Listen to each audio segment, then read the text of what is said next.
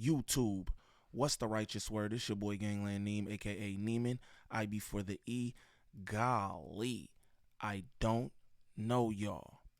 Remember that. And we back with another video. So I want to give a shout out to We Love Hip Hop Network. Dope content they got over there. Special shout out to my dog Friday Ricky Dred. Real supportive cat. You feel me? Talk to him in the DMs. Positive dude. I mess with his vibe. But anyway, on We Love Hip Hop, that's Friday Ricky Dred's platform. He had Peter Adiwal up there. Now Peter Adiwal is a member of the IS. Now the IS is the Independent Soldiers.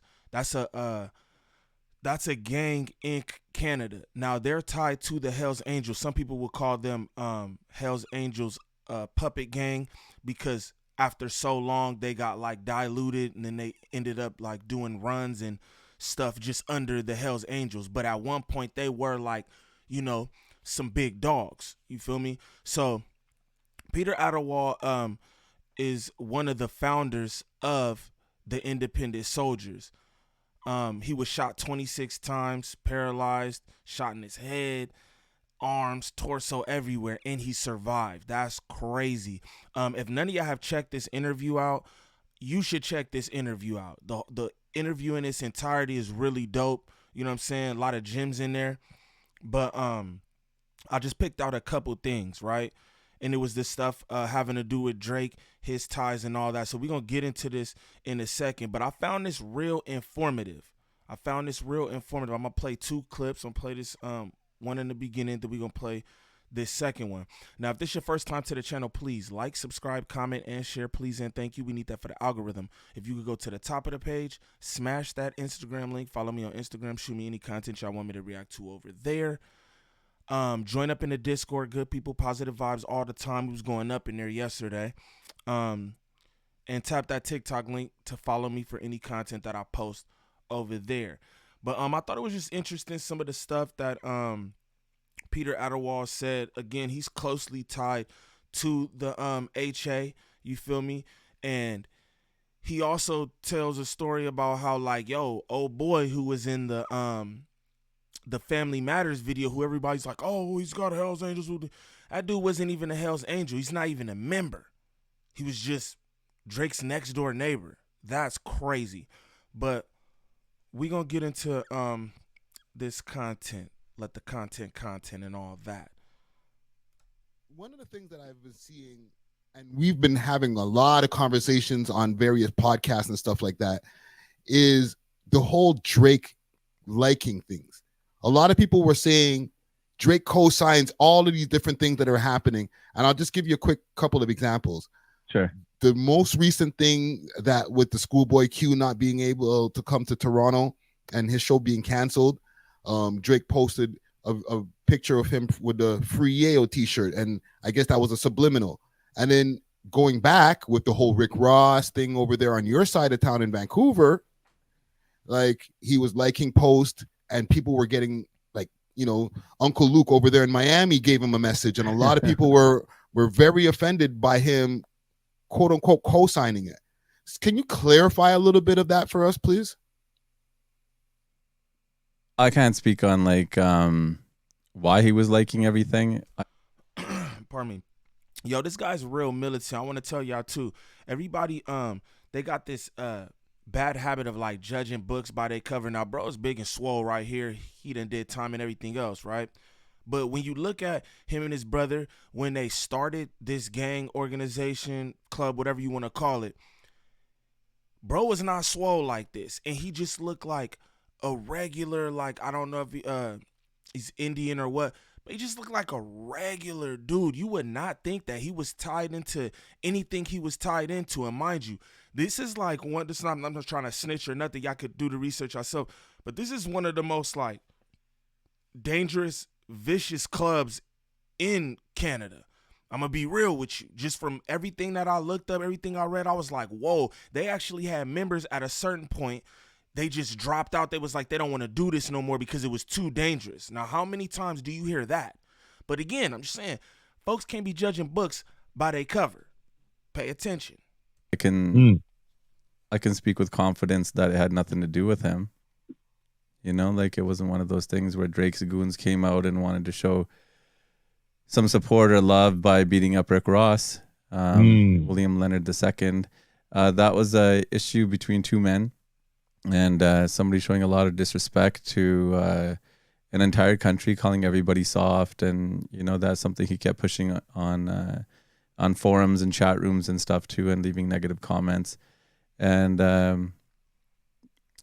so when it comes to Drake liking everything, I think that's natural for him to do because he has the issues with William Roberts there. Now pay attention. If you don't know, William Roberts is Renzel, aka Rick Ross, the biggest boss. But the way the public saw it was that, you know, Drake's happy his goons did it, right? And it had nothing to do with him whatsoever. The song, sure, you know, that agitated a lot of people. It had nothing to do with his set.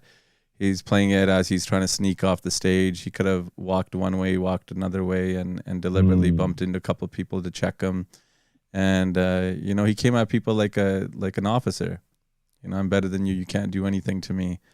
Type of attitude, and that's what eventually got him punched in the fucking mouth. But you know, not one of those guys did it for Drake. Now pay attention.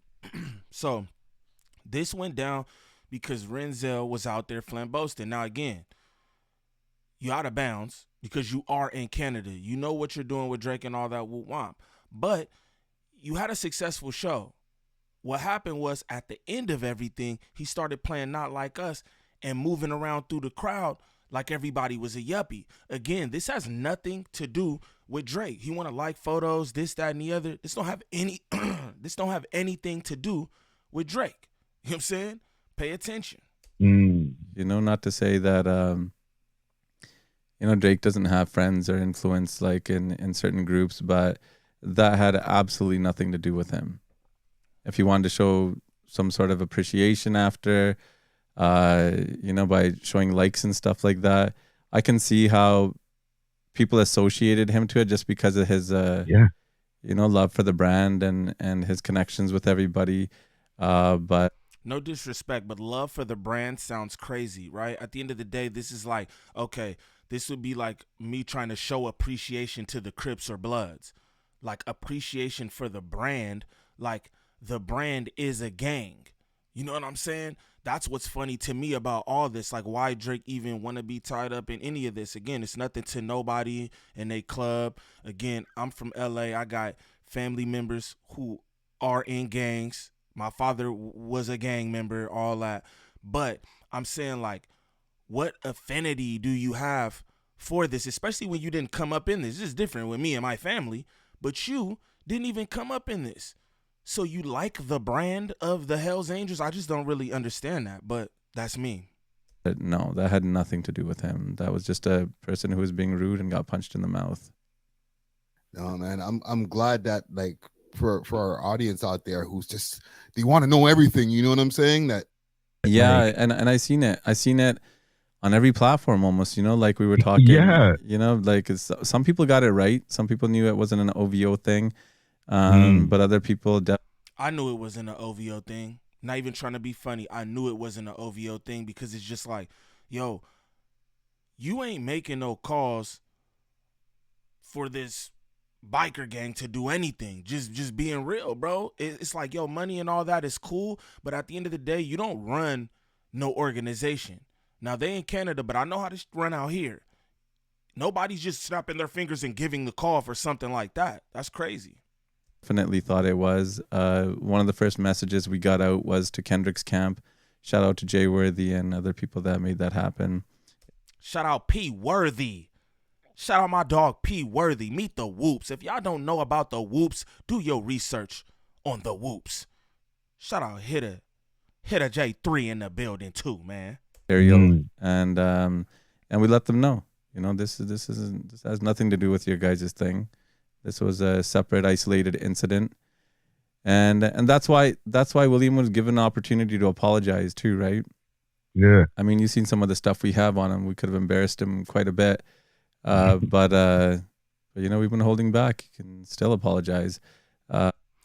Now, I am curious about what they have on Rick Ross. Bro told Friday Ricky Dred, you seen the stuff that we got on Rick Ross. We could have did him dirty. You know what I'm saying? So my thing is what exactly do they have on Rick Ross? You know what I'm saying?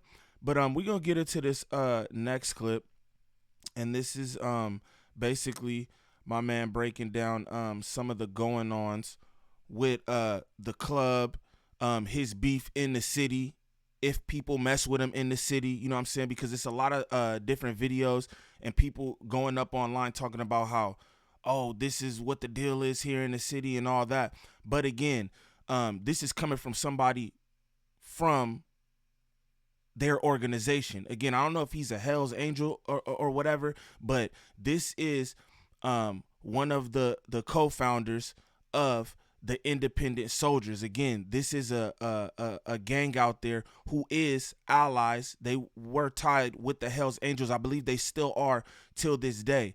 I like the way bro handles himself too. I like the way he speaks. He's very like peaceful and everything, and maybe that could be because of everything that he went through, being shot 26 times and surviving. I know how that goes, not 26, but I have been shot 4 times, almost lost my life, and that does change things. You know what I'm saying? But I really like the way he handled every situation. He don't really seem like he up here trying to out Drake. He don't seem like he up here trying to out Rick Ross or anything like that. He just trying to provide some context for people like me who's watching this from the outside, really trying to figure out what's going on. You know what I'm saying? So shout out to Peter Adiwal. Shout out to my dog Friday, Ricky Dred, for this interview. This was dope. Bro sent this to me early too. Shout out to bro for that. You know what I'm saying? I respect that. Here, and you know, I look forward to you guys' future content because I think you guys got a really good vibe.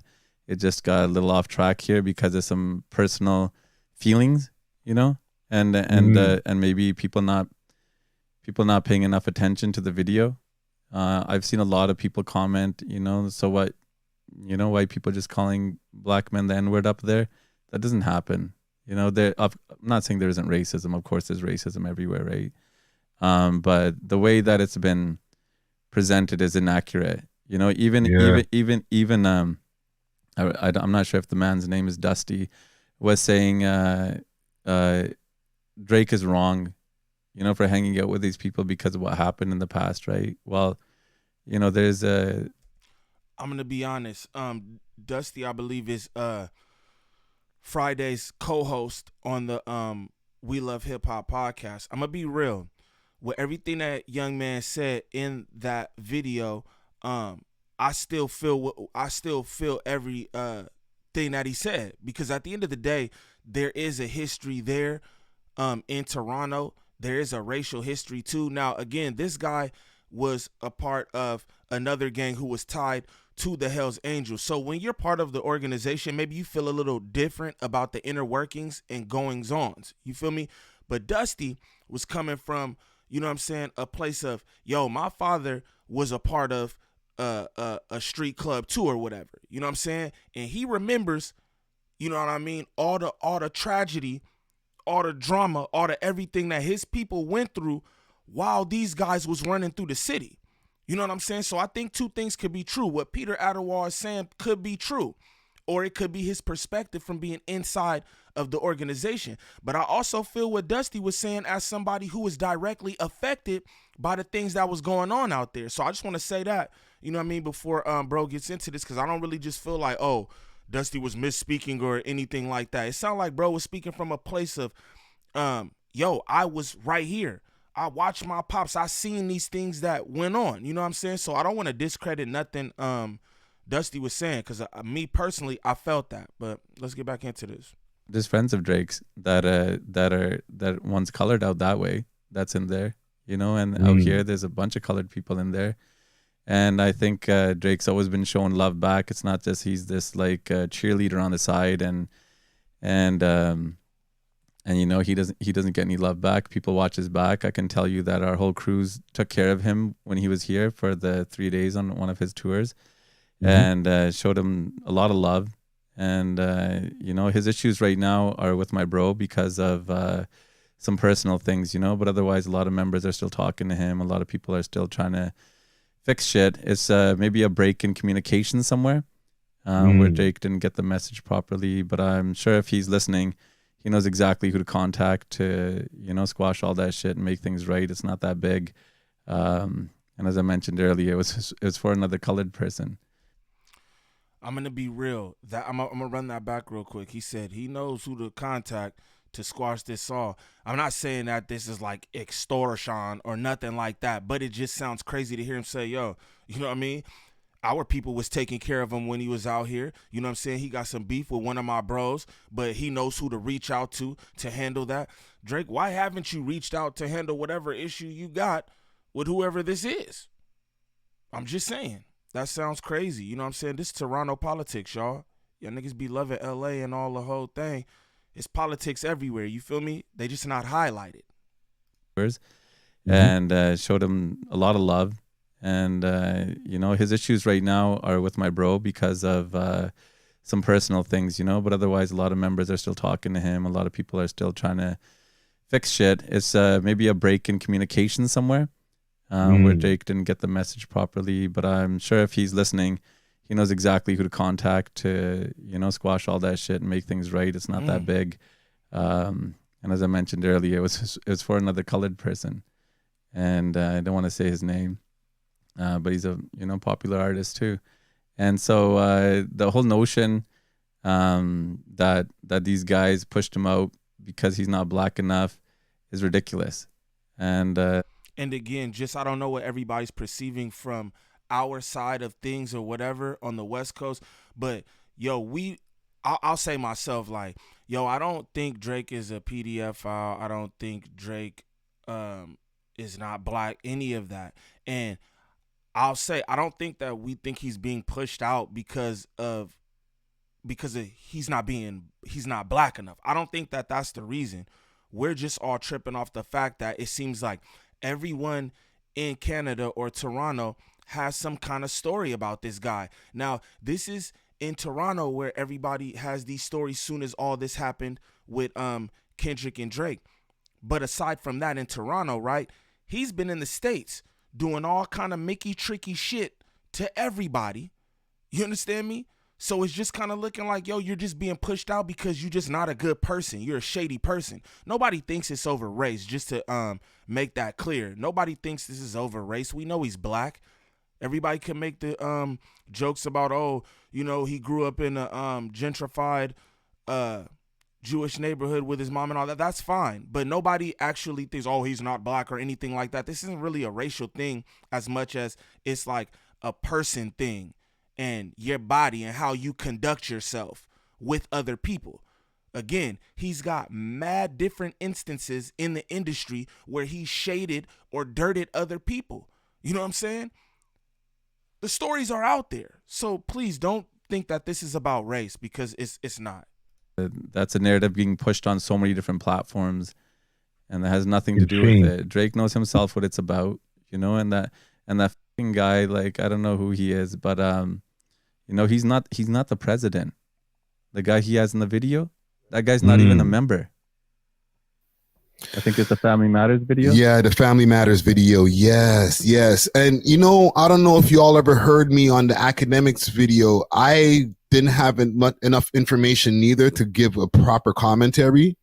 Yeah, I've heard everybody say it. Like, you know, nobody knows and nobody's going to come out and say, like, you know, who this person is or isn't unless they actually know, right? But that's just a neighbor. That's just a neighbor of his. And I'm not saying the guy is not a somebody, but he's definitely not who people are, you know, dressing him up to be. He's not that guy. He's not a member. He's not the president. It's just some guy. Yeah, listen, man, this, like I said, this is an important conversation that we're having right here because, you know, a lot of people watch not just us, but just the social media and the media period. And they get so much stories that they make up themselves. Then they make YouTube videos, and you see it when you go on YouTube. There's a gazillion videos of people with theories, but they never have the real. You know what I'm saying?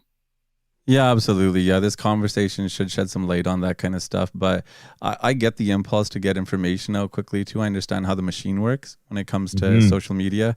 Obviously, like I don't subscribe to that type of behavior. You can tell from my channels. I don't post often. I'm not trying to get subscribers. But I don't think there's anything wrong with that, right? If you're going into the space, there's an urgency to get out information quickly, and sometimes people know it's not accurate, so they're putting pieces together, hoping at some point. Like I see Ak do that a lot. No disrespect to him. I've been watching his channel since it became a channel. But a lot of times he'll just put it up and then try to get the story afterwards from somebody. And It's not just him. It's a lot of places, right? Like Yeah. it's natural. It's a human thing to do when you're in that space. But We're gonna end the clip right there. Yeah, and y'all heard it from Bro Mouth. Academics just be throwing things on the wall and then correct it later. But again, I think it's crazy that that Drake just had somebody cosplaying as a Hell's Angel in the video to make him look away. Again, bro said right there, I'm not saying bro's a nobody, but he's a nobody when it comes to this Hell's Angel shit. He's not part of the Hell's Angels. He's not a member. He's just bro's next door neighbor. Now, again, all this do is lend to the same theory that everybody has about bro on some culture vulture shit. Now, again, it's kind of hard to deny them kind of facts when you just, even how Kendrick said in the song, yo, he broke down how he hopped over here and did this over here. Then he ran over here and did this over here. And then you hear about things like this. So you had your neighbor cosplaying as a Hell's Angel to make it seem like whatever it was, like you couldn't just call somebody and do that. I mean, they was protecting you while you was out there, bro just said right here. You know what I'm saying? So all that kind of stuff is just weird. Shout out Peter Adiwal, though. I think this was a dope interview in its entirety. The full interview was dope. I really like the way bro just speak in general. Again, he just seems real peaceful and level-headed. And again, that's probably because what he went through. Again, this man was shot 26 times, head, torso, arms, everything else. You feel me? I'm not sure if he's paralyzed or not.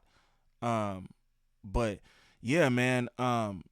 Shout out to Peter Adiwal. Shout out to Friday Ricky Dred for this content. I think this was super dope.